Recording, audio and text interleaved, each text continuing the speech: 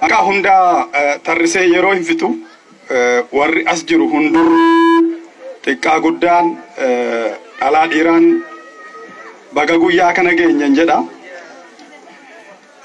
Waanuma gaggabaabaan dhaggeeffadha namni as jiru namni amma an ijaan argu kuni irra guddaan ilmaan kiyya.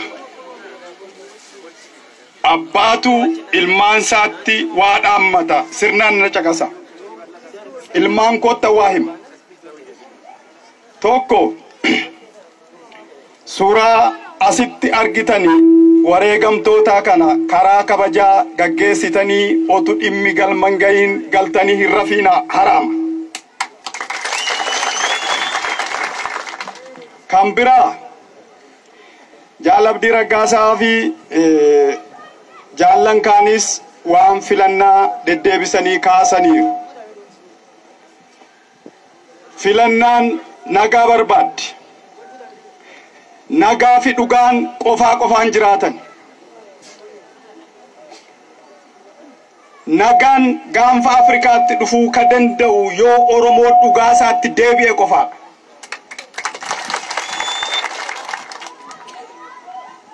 Oromoo Minilikis, Haile Sillaasenis, Dargiinis, Wayyaaneenis, Abiyyis qawwee hiiksiseera garuu nagaa fiduu hin dandeenye.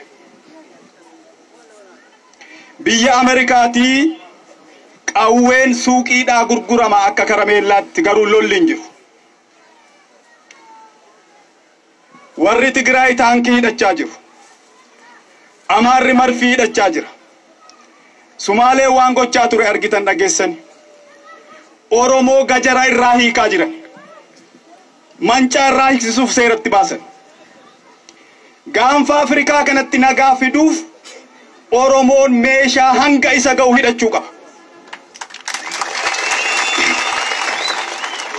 Gajaraa miti taankii, marfii, jeetti, miisaa'eliif rookkeettiin hanga harka Oromoon seennetti gaafti Afrikaa dhugaa hin argattu nagaas hin argattu. Lolli ibiddi mootummaan Dr. Abiy ka Oromoo tokkoon hin deeggaramne ka weerartoota lafa Oromootiin deeggaramu weerartoonni lafa Oromoo faayinaansii ka godhan beekumsaan saappoorti ka godhan qawweedhaan saappoorti ka godhan ibiddi Oromoo irratti qabsiifame kuni gaanfa Afrikaa guba. Oromoon qofaa isaan gubatu qofaan guban. Dhugaa keenyaaf nagaa keenya barbaanna. Yoo ibiddatu jira ta'e immoo waliin gubanna. Oromoon kana booda qofaan gubatu. Gabroonfataa qawweedhaan goban. Sammuu gabroome dhukkubsataadhaan wallaanan.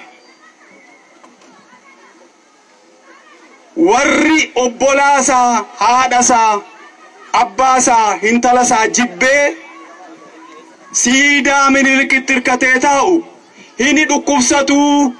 Warri wallaansa sammuu kennuu beekani wallaanuu qabuu jenna nuti akka baa'utti.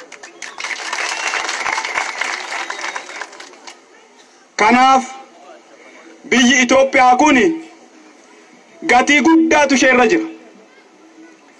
Kadhaadhaanis liqiidhaanis doolaara biiliyoona hedduutu ishee harka jira. Rakkattees kadhattees kaffaluu dandeessi. Gumaama ammoo garuu akka laafaatti hin kaffaltu. Gumaa fi lafti hin dulloomu. Gumaa fi lafti hin dulloomu. Kan biyyi keenya nagaa argatu warri nu ajjeese yookaan dhadhabame yookaan yoo dhiifamu nu gaafate qofaadha. Kanaaf lafti tuulamaaf haa deebi'u. Ilmaan walloo halagaa jalaa ba'anii Oromiyaa jalatti haa bulanii. Hidhamaan atattamaan haa hiikamu. Komaandi poostiin Oromiyaa irraa haa ka'u. Lolli nurratti labsame haa dhaabbatu.